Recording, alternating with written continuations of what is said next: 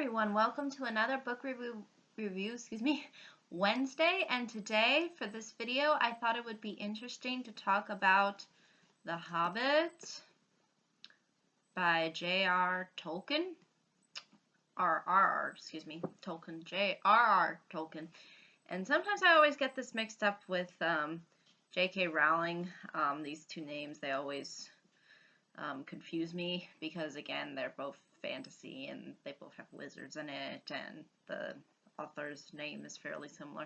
So, the reason why I thought it would be a cool idea to talk about The Hobbit is because, as we know, the Hobbit trilogy came to an end last year in 2014 with the release of their final film of that trilogy. So yeah, they made this whole book, this whole little itty bitty book that's the size of a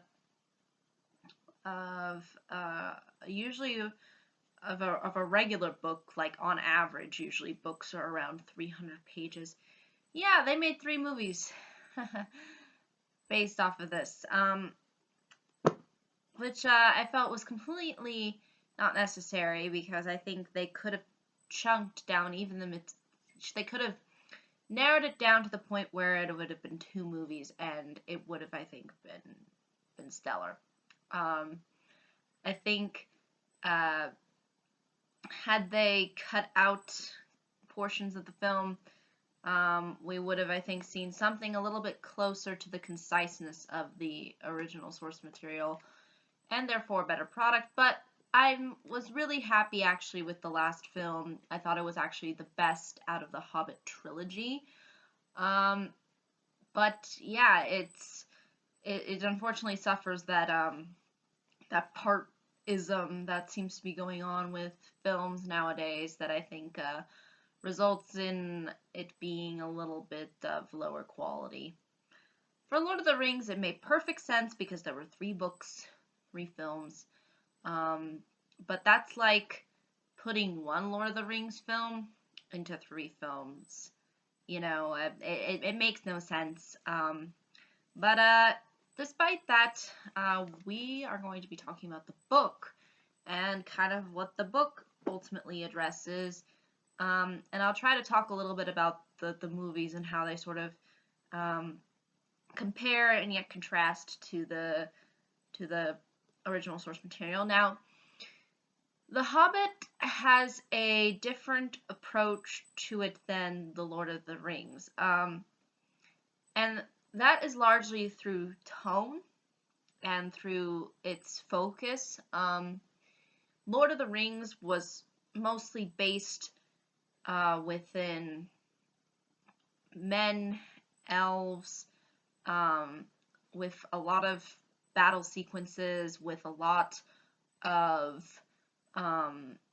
stakes involved, whereas The Hobbit, as a prequel, is more of a how should I say? It's more of a light-hearted read. It's supposed to be sort of a kind of bedtime story to read to children, as far as tone, because there's only really one big battle, and that ultimately really ends up happening within the ending of the trilogy. And a lot of the stuff that they added in for the sake of adding in was sort of in the appendices, either into the appendices or wasn't really largely focused on. And that, I think, resulted in a lot more action sequences and a lot of other things that really weren't initially part of the story, but were incorporated in there to, again, sort of give itself a different touch when it comes to producing the film. But for the book is fairly straightforward. It's just about this journey that Bilbo Baggins, who is a hobbit, who is the Hobbit, no, Kanye West doesn't show up to try to defend Kim Kardashian for not being the Hobbit, because she's not the Hobbit in this book. That just belongs to Bilbo. He's the main focus, and and the films tend to do the same thing. Um, Largely, it's about Bilbo's development as a character as he goes through this journey. And what is that journey, you might ask? Well, initially, it is to get the treasure that, in particular, the one object that you will see that is worth a lot of value, which is emphasized within the beginning of the book, that they want Bilbo to sort of be a part of, sort of instigating, because he's fairly small, and they have a reason to use somebody like him to ultimately achieve this goal. And who wants to achieve that goal? Well, the dwarves and Gandalf want to achieve this goal. The dwarves are, I believe there's 12 of them, and I'm not going to attempt to remember their names except the leader, Thorin, because I didn't really remember much of the hobbits within, or excuse me, the dwarves within this book. I remember them being sort of just kind of goofy and off the wall and all over the place. And then Thorin was kind of that hard, strong leader.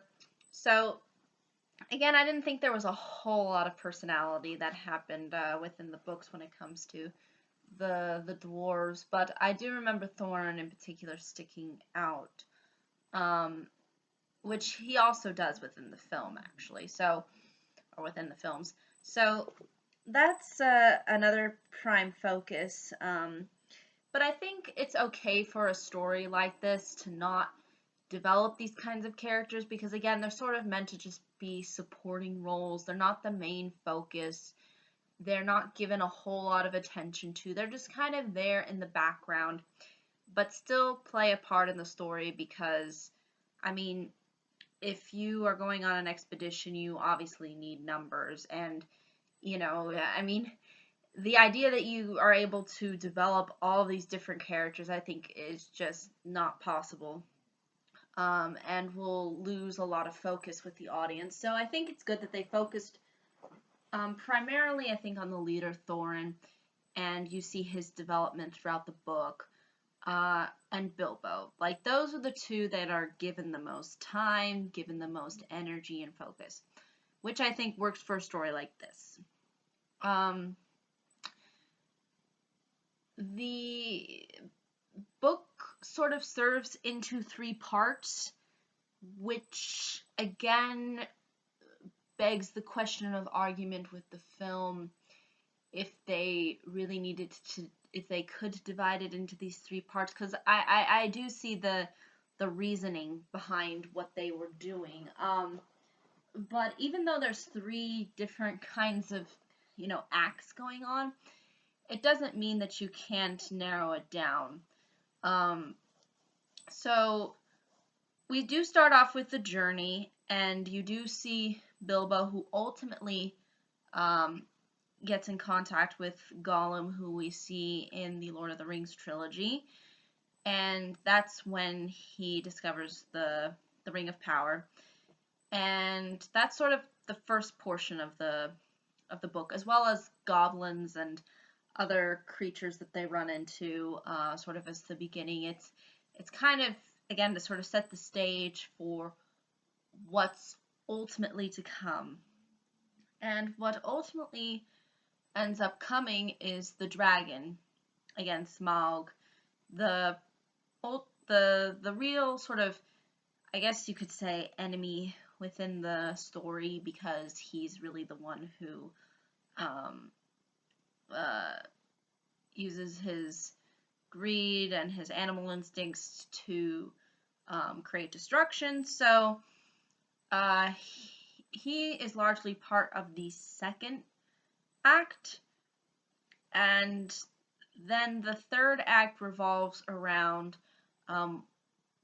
the final battle, and this is where we get to sort of another complicated story that gets put in there. So it does serve. I can understand like the three-part structure could work in that sense, but I don't think there's enough material um, that suits the adaptations all too well.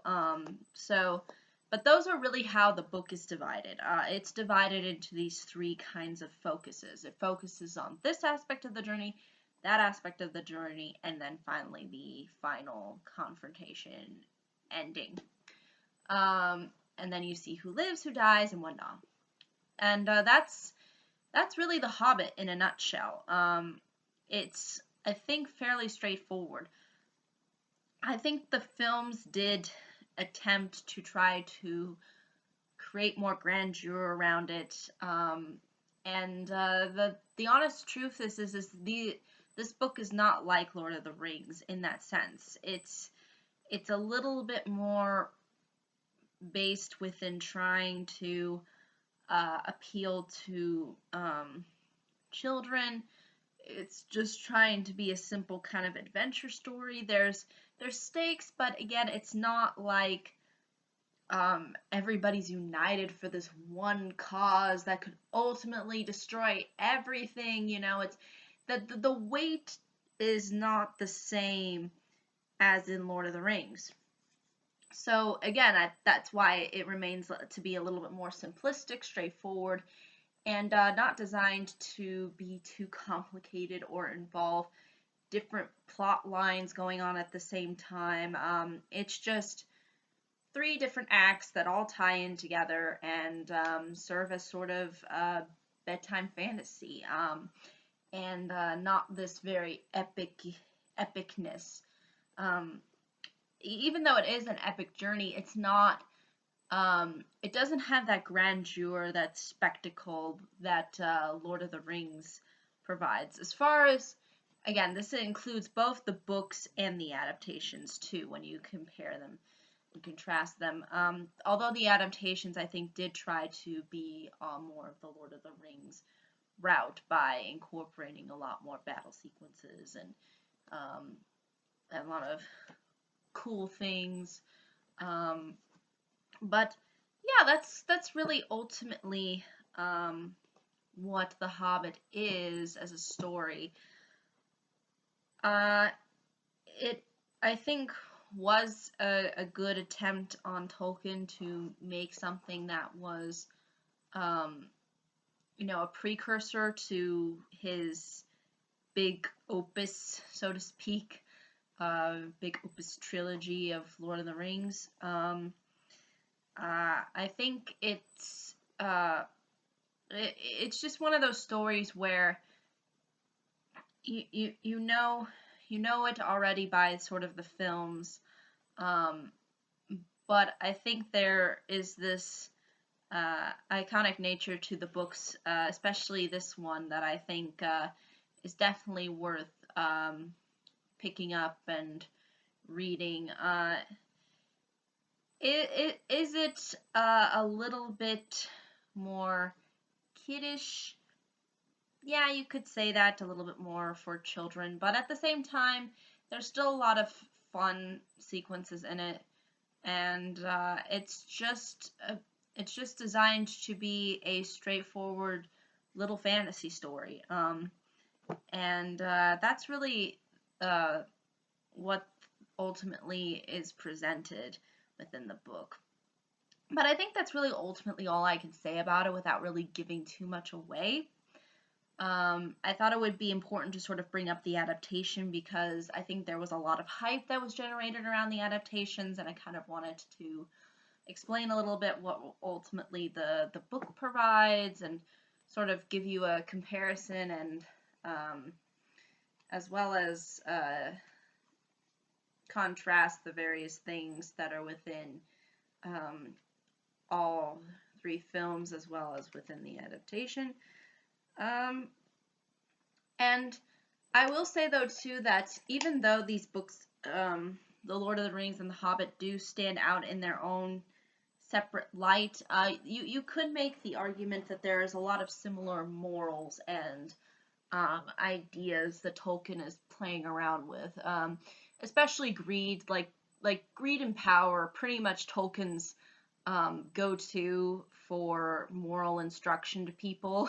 It's almost like he's saying throughout the entire, at least throughout this book, don't be greedy, don't be selfish, don't be um, don't be egotistical, don't don't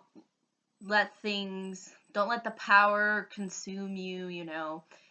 And it's really, really straight up what ends up happening with Lord of the Rings. It's the same thing. It's the same idea of greed, of power, of destruction. You know, it's really emphasized within this book too, but it's almost, I think, done in a different way. It's almost conveyed in a more childlike way as opposed to something that's a little bit more gritty and a little bit more adult. But they still revolve again around these same themes, these same concepts and ideas.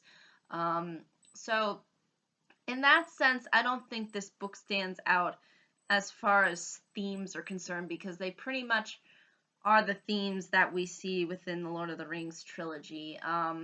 So there is that sort of comparison, but again, I think ultimately writers do end up focusing on certain morals and kind of incorporating them into various works. And I mean, Stephen King, I'm sure, is a prime example. But I think all that matters is really if the product is ultimately executed well. And I think The Hobbit really did do that. Um, but ultimately, I think that's really all I can say in regards to the book, as well as giving you some information in regards to the adaptations that came out recently. But I think that's really ultimately all I can say. But if there are any questions, comments, concerns, I'd be more than happy to answer them. But until next time.